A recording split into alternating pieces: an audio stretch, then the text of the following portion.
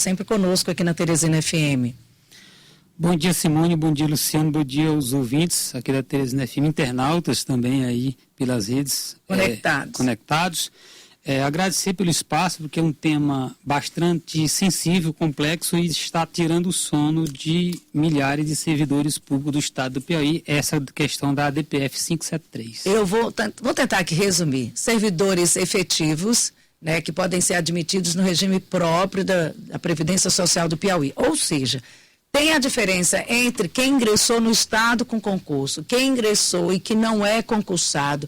Está tendo uma movimentação que não é de hoje, mas entrou em pauta agora, do governo do estado, que essas pessoas, né, do regime próprio da Previdência Social, não sejam incluídos no regime próprio da Previdência Social do estado. Servidores que não são concursados, que passaram um longo período contribuindo com o estado, com a Previdência do estado, agora serão remanejados para o INSS. E essa questão já foi parar, inclusive, no Supremo Tribunal Federal. Qual é a questão? E a gente precisa traduzir para quem não é do estado, não entende o que está acontecendo. Perfeitamente. Resumidamente, o estado do Piauí, em 2019, ingressou com essa ação de descumprimento de preceito fundamental, a ADPF 573. Qual o cerne da questão? O estado alegou na ação que aqueles servidores que ingressaram no estado do Piauí sem o devido concurso público, antes da Constituição Federal de 1888, isso era basicamente uma regra, eles não são titulares de cargo efetivo, eles não prestaram concurso público, e somente quem prestou concurso público é titular de cargo efetivo, e esses servidores, eles foram apenas estabilizados, de fato está assim no artigo 19, do ato das disposições transitórias da Constituição Federal e no 17 da Constituição Estadual, então eles não poderiam ser vinculados ao regime próprio de Previdência Social, teriam que estar vinculados ao INSS. À época, o Estado, inclusive, entrou com um pedido de uma medida cautelar, ou seja, uma decisão de imediato, ainda que fosse provisória, para que, inclusive, aqueles servidores que tivessem com processo de aposentadoria em andamento, fossem esses processos suspensos até o julgamento do mérito da ação. A medida cautelar não foi apreciada, mas agora teve o julgamento do mérito da ação. Resumidamente, nós tivemos uma mudança de regime ali em 1992. Muitos servidores eram seletistas, entraram ainda como seletistas e sem o concurso público, contribuíam, inclusive, para o INSS. Só que por força do que estava posto na Constituição Federal de 88, esses servidores tiveram que migrar para o regime próprio de Previdência Social e veio uma lei colocando que esses servidores, que eram seletistas, principalmente de algumas fundações, que contribuíam para o INSS, passassem a ser vinculados ao regime próprio. E assim foi feito por lei. Quando veio a emenda 20/1998, ela estabeleceu de forma bastante clara que o regime próprio, uma emenda que alterou o regime previdenciário, emenda constitucional 20/1998, somente poderiam ficar vinculados ao regime próprio o servidor titular de cargo efetivo sendo concursado. Então o Estado, em 2019, percebeu isso e aí entrou com esse argumento que não poderia ficar no regime próprio de Previdência Social nenhum servidor público que não fosse concursado. Então, na verdade, só para as pessoas entenderem, essas pessoas eram do INSS, foram inseridos no governo do Estado, quando eu chamo governo do Estado, na Previdência própria do Estado, e agora essas pessoas vão voltar para o INSS. Matematicamente, onde é que está o prejuízo para esses servidores? Nem todos os que eram do INSS. Porque muitos servidores ingressaram sem concurso já como estatutário. Então, como ingressaram como estatutário, já ingressaram contribuindo para o regime próprio. Mas o Estado, ele ingressou para tentar alcançar todos, tanto os que eram seletistas quanto aqueles que ingressaram sem o concurso público. Alegou o Estado, em 2019, que alguns servidores que eram seletistas e que ingressaram com ações para receber FGTS, porque foram seletistas, tiveram seus regimes de transmudação, ou seja, de mudança de regime, considerados ilegais pela Justiça. E aí o Estado, ao invés de entrar na Justiça para tentar alcançar apenas esse pessoal que tinha ganhado contra o Estado ações de recebimento do FGTS, entrou logo para tentar tirar todo mundo. E assim está nessa questão. Qual é o prejuízo que a gente analisa claramente?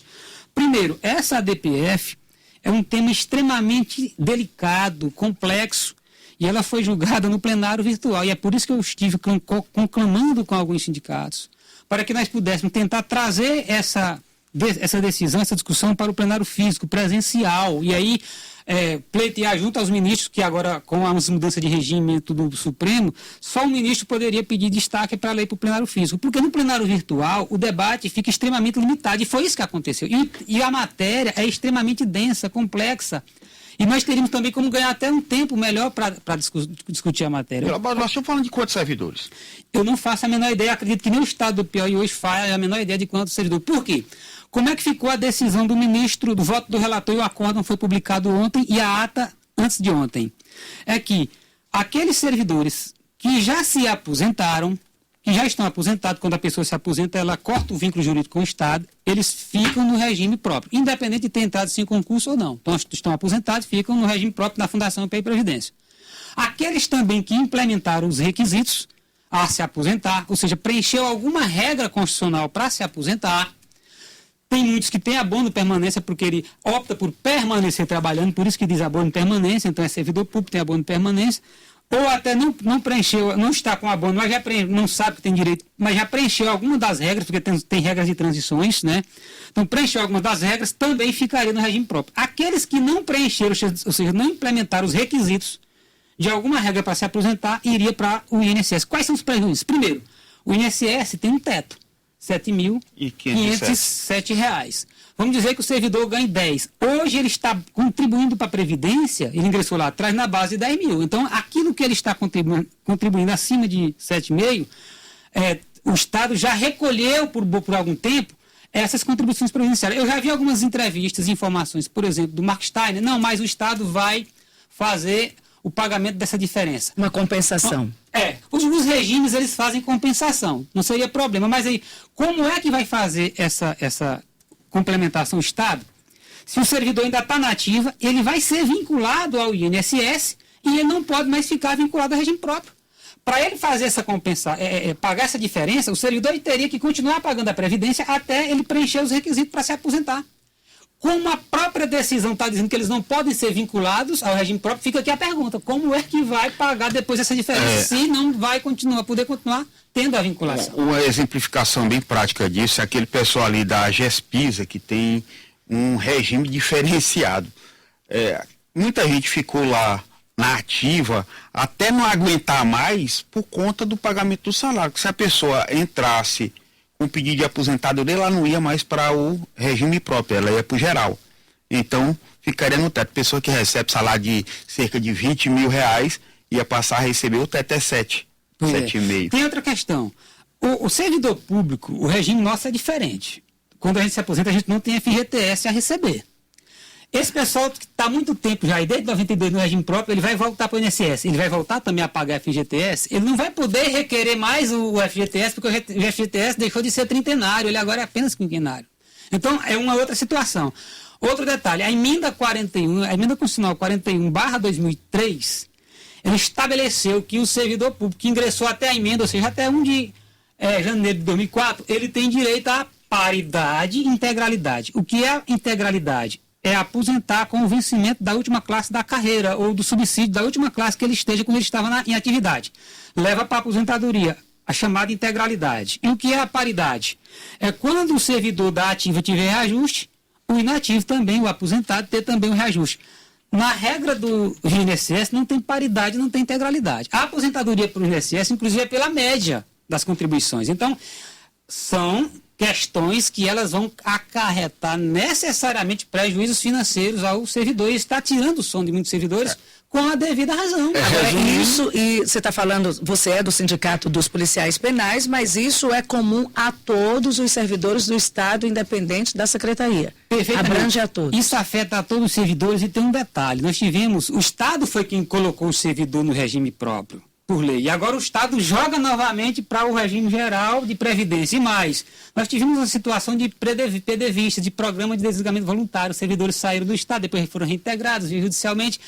Essas pessoas, muitas delas, elas ficaram algum tempo sem contribuir para a Previdência. Aí elas, às vezes, têm a idade mínima, mas não têm o tempo de contribuição necessário para se aposentar. Podem ser alcançadas. Então, eu não sei, não faço ideia de quantas pessoas seriam alcançadas, mas eu acredito que nós ainda temos milhares de servidores que poderão ser alcançados por essa situação, infelizmente. No resumo, o Estado tenta se livrar da folha de inativos e isso deve ter um impacto financeiro. Então tem que saber quantos servidores estariam nessa situação que são pagos hoje, que era o antigo IAPEP, que virou Piauí Prev, né? Que são pagos pelo governo do Estado, que vão ser pagos agora pelo INSS. E o impacto financeiro que vai trazer isso na folha do Estado, que vai desligar esse pessoal que estaria aí sendo pago por esse recurso do Estado. E aí tem outra questão, tem vinculação com o planta e com a IAPEP. Diz a Fundação Previdência, eu já vi também algumas entrevistas do Marco Steiner, que nesse sentido aí não teria prejuízo, porque criaria-se um mecanismo legal para manter esse pessoal vinculado, por exemplo, garantindo o IAPEP e o planta, que a pessoa às vezes paga com 35 anos, ou 30 ou mais, paga já um plano de saúde há muito tempo. Aí, de repente, ele vai para um outro regime e ele vai deixar de ser vinculado e esse tempo todo que ele estava pagando para ele se inserir no novo plano de saúde seria uma outra situação danosa. Então, essa decisão, ela, inclusive, tem efeitos a partir da publicação da ata, ou seja, o servidor público que implementou o requisito da aposentadoria até o dia 8, que foi a publicação da ata judicial, no Diário Oficial da ata de julgamento, quem preencheu os requisitos, implementou os requisitos de alguma regra, até aqui, ele tem direito a ficar no regime próprio. Quem não tiver preenchido, vai, que não ingressou para o concurso, vai para o regime geral. Nós temos um problema de questão, por exemplo, dessas deformas, que eu chamo de deformas previdenciárias, porque quando você reforma a sua casa, leva seu carro na oficina, é para melhorar.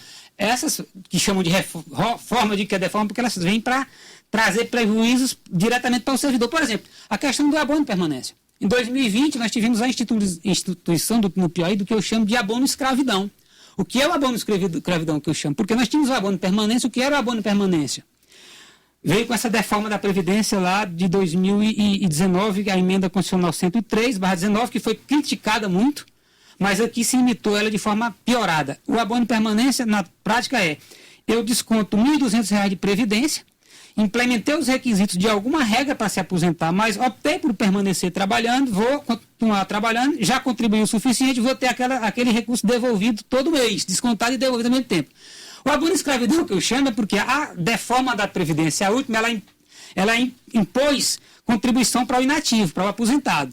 E o abono de permanência passou a ser a diferença entre aquilo que eu pago enquanto estou ativo em relação àquilo que eu continuaria pagando estando aposentado, inativo. Como essa diferença ficou mínima, vamos dizer que eu desconto que hoje, na atividade, R$ 1.260 para a Previdência. O abono de permanência é 180. Por uma regra de agosto de 2020, lei estadual do Estado do Piauí. Gilovaldo, convém aqui só explicar o que é abono de permanência, que é quando o servidor já está em fase de aposentadoria, já completou o tempo, todos os requisitos. Tem tempo para preencher alguma regra. Aí o Estado ou o órgão público não abriu vaga para concurso, não tem como suprir aquela carência do pessoal que vai sair, então ele opta por contratar o mesmo servidor que já está lá, mesmo ele já estando no tempo de aposentadoria, e ele dá um valor a mais para que ele permaneça naquela função, mesmo ele já tendo aí na condição de aposentado, ou para aposentar. Presidente, o senhor está aqui na condição de presidente do Sindicato dos Policiais Penais. Essa é uma matéria, né, que abranja a todos os servidores. Esse acórdão aqui é datado do dia 6 agora de março, no Supremo Tribunal Federal. Agora, o que vai acontecer? Existe uma união dos sindicatos que representam todas as categorias do Estado? Aqui ainda cabem embargos de declaração, da data da publicação de ontem, mais 5 dias aí. Então nós temos essa possibilidade. Mas existe essa união dos sindicatos? Eu conclamo aqui a todos os sindicatos, indistintamente, porque todos os sindicatos terão certamente algum servidor que será atingido por essa norma, que nós possamos unir esforços. Mas eu tenho consciência que dificilmente, ao ponto que se chegou, essa questão seja modificada por algum embargo de declaração, que é o que cabe. Depois cabe a ação rescisória, cabe uma reclamação.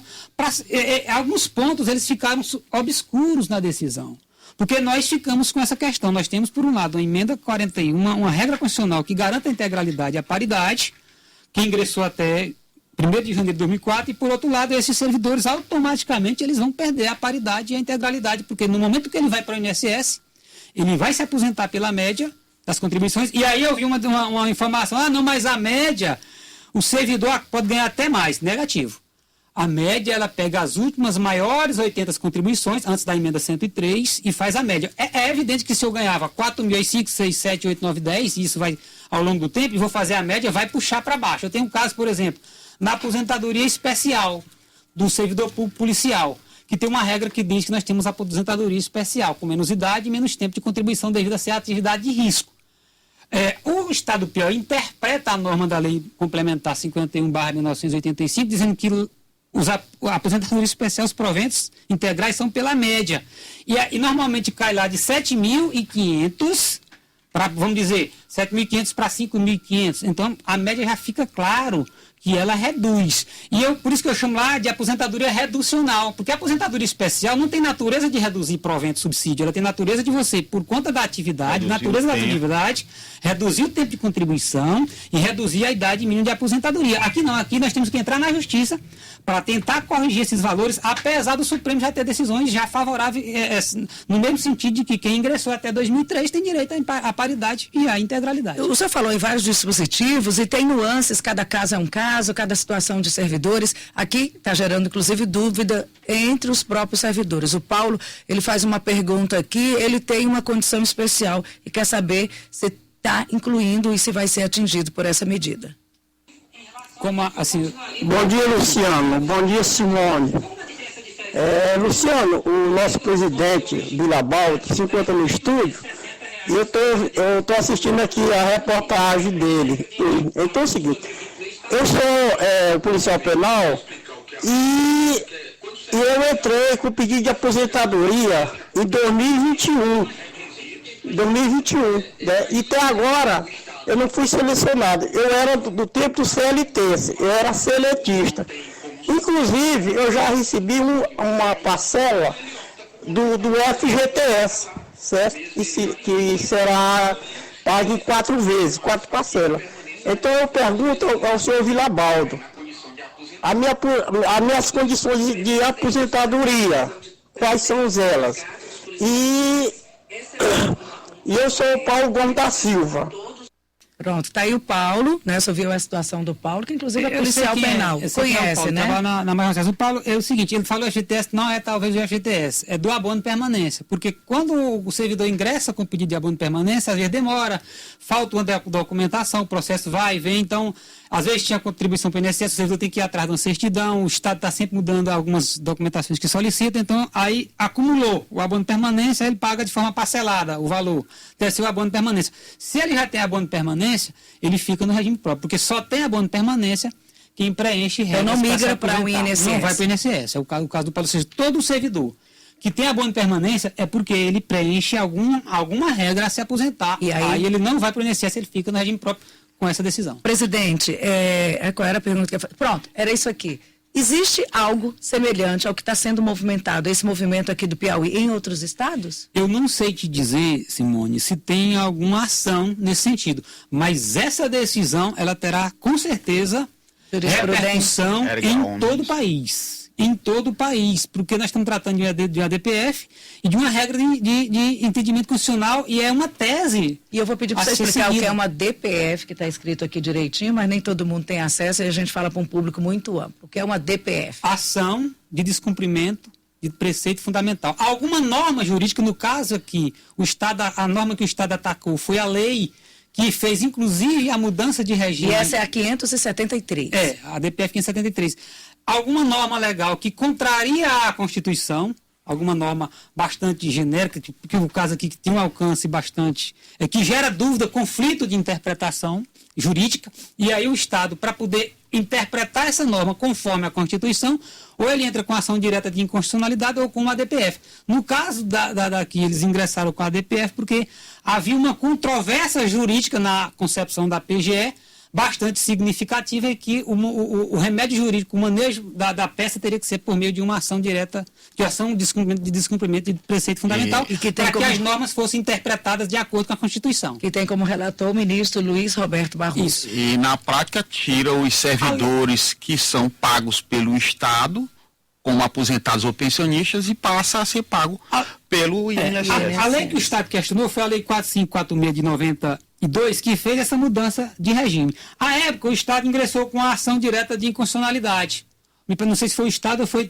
Eu sei que teve uma ação direta de inconstitucionalidade dessa questão. Houve até uma liminar suspendendo os efeitos da lei. Só que em seguida, em 1993, veio a lei complementar número 13/1994, que é o Estatuto dos Servidores Públicos do Estado do Piauí. Então, depois do julgamento dessa ação direta de constitucionalidade, o STF extinguiu o processo, dizendo que tinha perdido o objeto, porque a norma tinha sido regulamentada na sua integralidade por uma nova lei, então tinha perdido os efeitos. O objeto não teria mais do que tratar. O Estado alegou que essa norma ainda estava em vigor, porque a lei complementar número 13 não havia revogado. Olha, é uma matéria complexa, é uma lei, é emenda, é muito complexo. E direito adquirido também esqueceram, né? Aí é que está, na questão do regime previdenciário. Normalmente não se tem um direito adquirido, a não ser que você tenha implementado os requisitos para aposentadoria. Então a norma, ela muda. As regras constitucionais de aposentadoria, por exemplo, a última emenda 103/2019, federal, e aqui no Piauí é 54. A emenda 54, 2019, no estado do Piauí, ela criou um efeito extremamente danoso na aposentadoria por incapacidade, que não é mais aposentadoria por invalidez. Ela matou o servidor, praticamente, antes dele...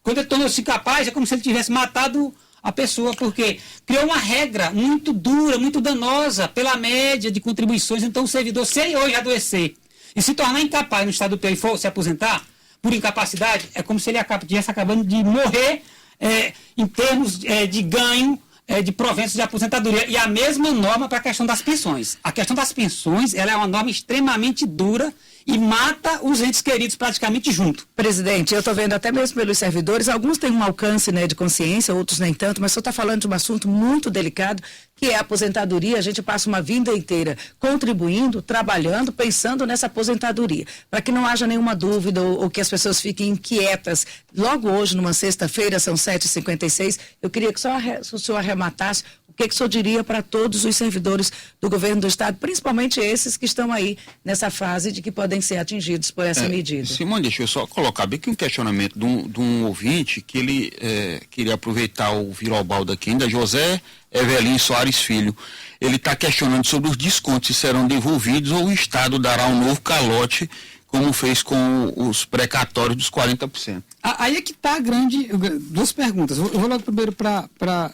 Responda aí, porque aí depois o senhor faz o fechamento geral. Assim, aí é que está a grande questão, Luciano. Por quê? O recolhimento previdenciário... que perguntou? José Evelino Soares Filho. José Evelino. Assim, o desconto já ocorreu. O recolhimento previdenciário já ocorreu para aqueles, por exemplo, que ganham acima do teto. Quem ganha abaixo do teto tem previsto também porque irá pela média. Mas, assim, quem ganha acima do teto já recolheu. Essa argumentação de que o Estado fará uma complementação é que gera a minha dúvida. No momento que a própria DPF, a decisão, diz que não pode mais esse servidor ser vinculado com o regime próprio. Para que se pague essa diferença, a meu ver, teria que ficar vinculado com o regime próprio, contribuindo na diferença, naquilo que ele ganha mais dos 7.507.